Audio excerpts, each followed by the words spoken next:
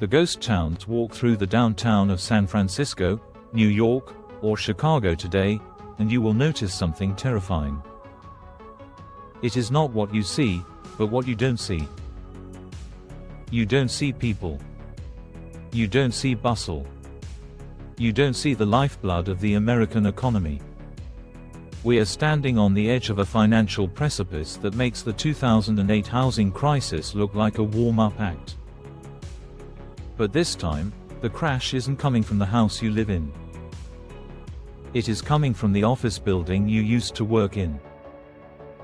They call it the urban doom loop. It is a silent crisis worth trillions of dollars, and it is about to detonate inside the balance sheets of America's regional banks. Today on Easy Money, we are exposing the commercial real estate collapse. We will explain why your local bank might be holding worthless assets, why skyscrapers are selling for pennies on the dollar, and how this doom loop could wipe out your savings if you aren't prepared. The new reality, work from home versus landlords. Let's look at the catalyst. The world changed in 2020. We were told that remote work was temporary. We were told everyone would return to the office. They were wrong.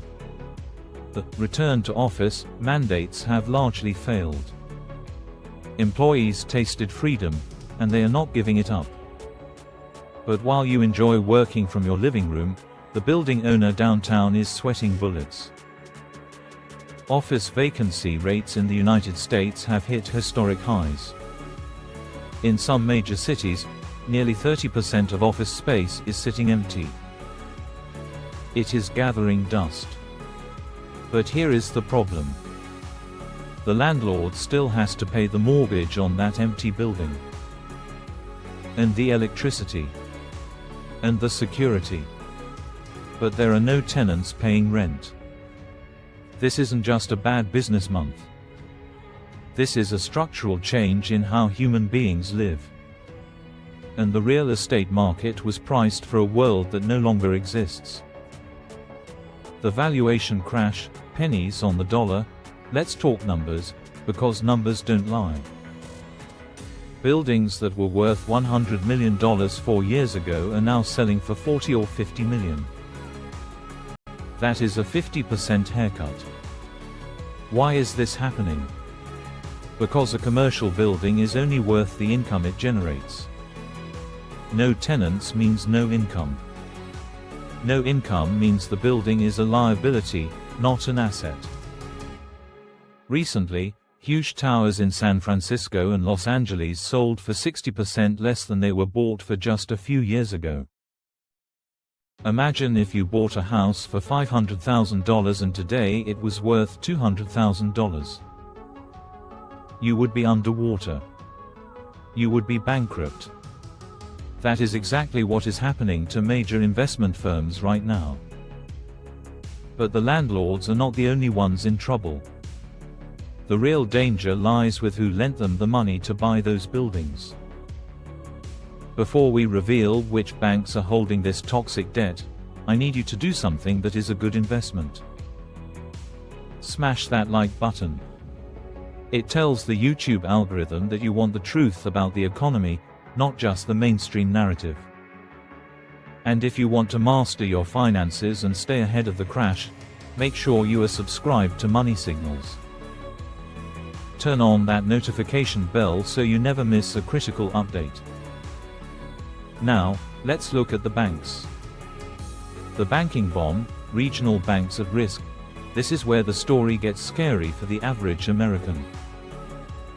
Who lends money for office buildings and strip malls? It usually isn't the massive giants like JP Morgan or Bank of America. It is the regional banks. The small and mid-sized banks. The banks where you might have your savings account. Regional banks hold nearly 70% of all commercial real estate loans in the United States. Here is the trap. These banks lent money when interest rates were near zero.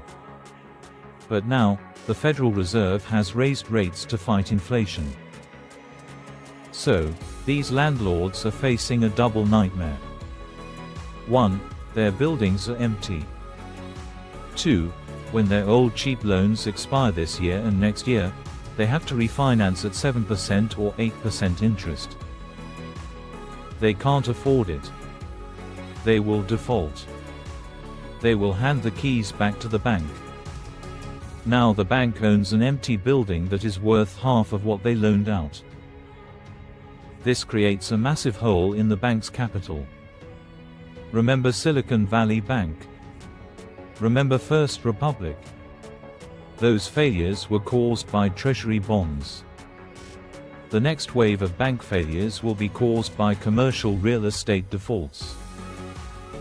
The doom loop explained. So, why do economists call this the doom loop? Because it is a self-reinforcing cycle of destruction. Step 1. Remote work leaves offices empty. Step 2. Property values crash. Step 3. Cities collect less property tax because the buildings are worth less. This is critical. Cities run on property taxes.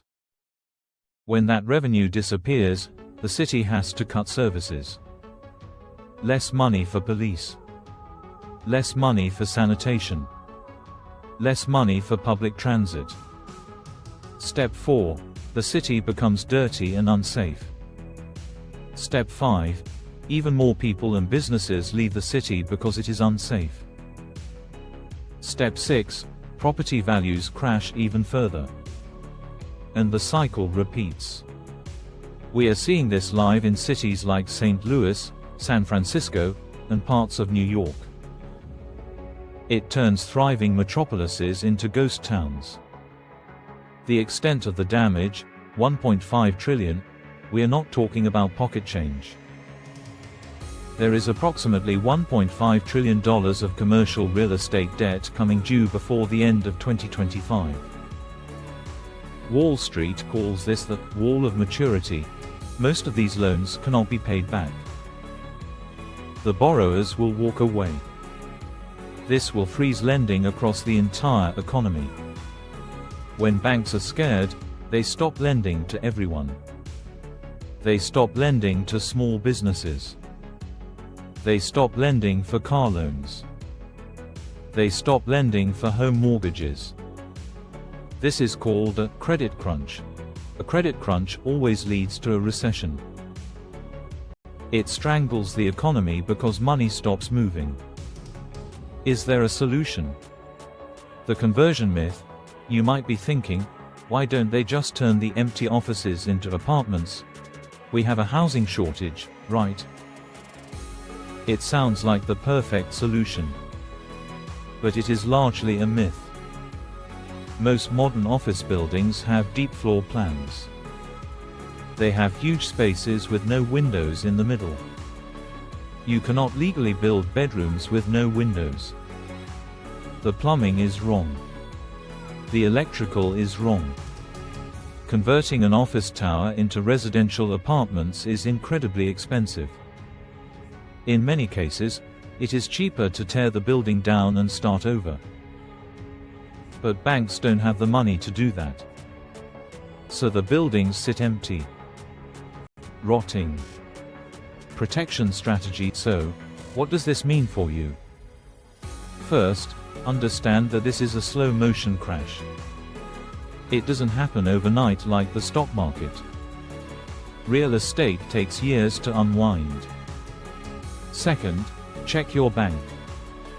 Ensure your savings are in a solid institution, preferably one that is too big to fail, or ensure you are strictly under the FDIC insurance limit of $250,000. Third, be careful if you are looking for a job in commercial construction or property management. That sector is entering a deep winter. Cash is king during a credit crunch. If the economy slows down, having liquidity allows you to survive and potentially buy assets when they hit rock bottom. The doom loop is real. The cities are changing. The banks are exposed. And the bill is coming due. The era of easy money in real estate is over, but that doesn't mean you have to lose. If you found value in this breakdown, please share this video with a friend who thinks the economy is fine. We need to wake people up. Don't forget to subscribe to Money Signals. We are tracking this crisis week by week so you don't have to. Click the video on your screen right now to learn about the two types of inflation that are eating your paycheck. It connects perfectly with why these banks are in trouble. See you in the next video. Stay safe.